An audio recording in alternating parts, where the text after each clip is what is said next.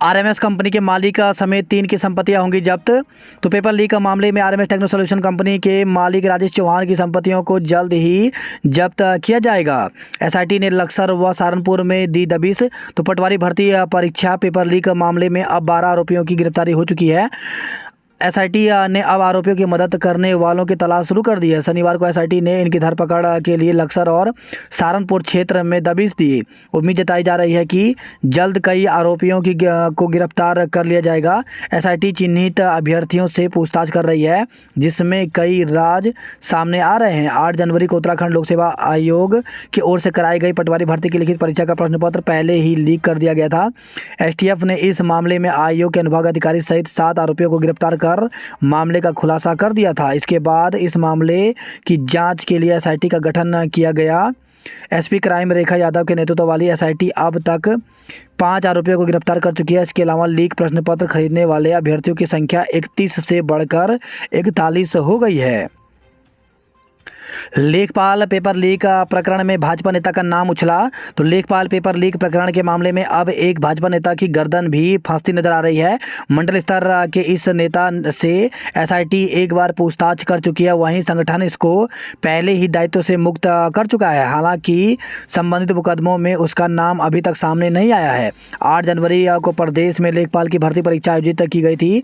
परीक्षा में paper leak हो गया था। इस मामले में पहले तो उत्तराखंड एसटीएफ ने कार्रवाई करते हुए उत्तराखंड लोक सेवा आयोग अनुभाग अधिकारी संजीव चतुर्वेदी समेत 4 को गिरफ्तार किया था। इस मामले में अब तक संजीव चतुर्वेदी की पत्नी रितु, मनीष कुमार, प्रमोद, राजपाल, संजीव, राम कुमार, सोनू, दीपक, सौरभ, अंकुश और अभय राम की गिरफ्तारी हो चुकी है। जैसे जांच आगे बढ़ रही है वैसे वैसे मामला बढ़ता जा रहा है। उत्तराखंड में इन दिनों अति शिक्षक भर्ती की काउंसलिंग शुरू हो गई है। तो अलग अलग जिलों की अलग अलग समय पर काउंसलिंग हो रही है। तो इसी क्रम में चमोली ज़िले की भी यहाँ पर काउंसलिंग की डेट आ चुकी है। तो चमोली ज़िले में गेस्ट टीचर की तैनाती के लिए अभ्यर्थियों को 10 फरवरी 2023 को प्रातः 11 बजे से कार्यालय मुख्य शिक्षा अधिकारी चमोली के सभागार में ये काउंसलिंग होगी। तो इसके लिए बुलाया गया है। तो अभ्यर्थी जो हैं ऑफिशियल वेबसाइट पर पूरी जानकारी ले सकते हैं। इसमें दिया गया कि दिनांक 10 फरवरी 2023 प्रवक्ता संवर्ग विषय अंग्रेजी, भौतिक विज्ञान, रसायन विज्ञान, जीव विज्ञान, गणित अतः समस्त चयनित अभ्यर्थियों अपने आवेदन पत्र एवं समस्त प्रमाण पत्रों की मूल प्रति के साथ एक छाया प्रति सहित कार्यालय में अपनी उपस्थिति समय अंतर्गत देना सुनिश्चित करें। चयनित अभ्यर्थियों की सूची विभागीय वेबसाइट school.education.uk.gov.in पर एवं NIC चमोली की वेबसाइट chamoli.gov.in पर उपलब्ध है। इसके साथ ही उत्तरकाशी की भी यहाँ पर लिस्ट जारी हो चुकी है। तो यहाँ पे जाएगा कार्यालय मुख्य शिक्षा अधिकारी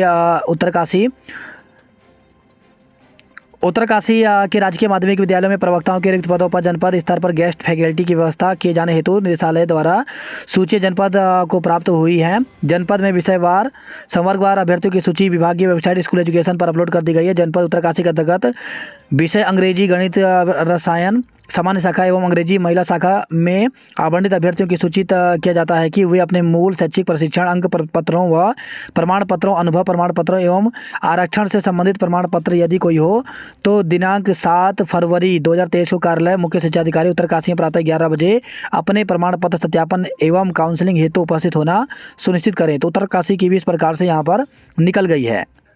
इसके साथ ही बागेश्वर की भी यहाँ पर निकल गई है। तो बागेश्वर में अतिथि शिक्षकों की काउंसलिंग जो है वो 4 फरवरी 2023 को होनी है। इसके लिए 4 फरवरी 2023 को 11 बजे बुलाया गया है।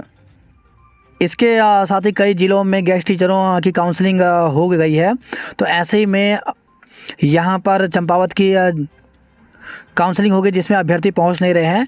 तो चंपावत में 27 जनवरी 2023 को विभाग द्वारा चयनित प्रवक्ता सूची अतिथि शिक्षक महिला संवर्ग के 8 और सामान्य के 21 पद के सापेक्ष मुख्य शिक्षा अधिकारी सभागार में काउंसलिंग की गई, जिसमें सामान्य संवर्ग के 21 चयनित अभ्यर्थी शिक्षकों के सापेक्ष केवल 10 ही अभ्यर्थी उपस्थित हुए तथा महिला संवर्ग में 8 चयनित अतिथि शिक्षकों के सापेक्ष कोई भी अभ्यर्थी उपस्थित नहीं हुआ। के क्रम में सामान्य संवर्ग में उपस्थित हुए 10 अभ्यर्थियों को प्रवक्ता अतिथि शिक्षक के रूप में नियुक्ति दे दी गई है तथा समिति ने निर्णय लिया है कि सूची में अनुपस्थित अभ्यर्थियों को एक अतिरिक्त मौका देते हुए आगामी 30 जनवरी 2023 को प्रातः 9:30 बजे कार्यालय मुख्य शिक्षा अधिकारी चंपावत के सभागार में उनकी काउंसलिंग की जाएगी। इस दौरान समिति के निम्नवत अधिकारी एवं कर्मचारी उपस्थित रहें। तो इस प्रकार से यहाँ पे दिया गया कि जिन्होंने चंपावत में काउंसलिंग के लिए नहीं पहुंचे उनको एक और मौका दिया गया है। वो 30 जनवरी को काउंसलिंग के लिए दोबारा से जा सकते हैं। और आपको बता दें कि चंपावत में कुल 29 सीटों में केवल 10 ही अभ्यर्थी गेस्ट टीचर के लिए पहुंचे। शिक्षकों की नियुक्ति प्रक्रिया शुरू न होने से परिस्थितियों में रोष। तो राज्य के प्राथमिक स्कूलों में सहायक शिक्षकों की लंबित नियुक्ति प्रक्रिया शुरू न होने पर बीएड डीएलएड प्रशिक्षितों ने रोष जताया। प्रशिक्षितों ने कहा कि यदि मांग पर शीघ्र कार्रवाई नहीं हुई तो आंदोलन तेज किया जाएगा। बीएड टीटी फर्स्ट प्रशिक्षित महासंघ के बैनर तले बीएड डीएलएड प्रशिक्षित लंबे समय से मांग को लेकर शिक्षा निदेशालय में धरने पर डटे हैं। बीती 26 जनवरी से शिक्षा मंत्री धन सिंह रावत के यमुना कॉलोनी स्थित आवास में धरना दे रहे हैं। प्रशिक्षितों की बीती शुक्रवार देर रात शाम पुलिस ने उठवा दिया था और वापस निदेशालय में धरना देने की अपील की।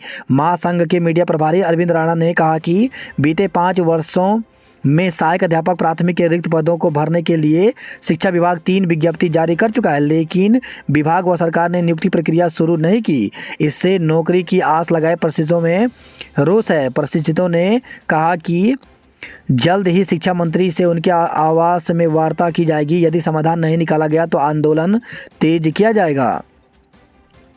विश्वविद्यालय में शीघ्र भरे जाएंगे कार्मिकों के 260 पद।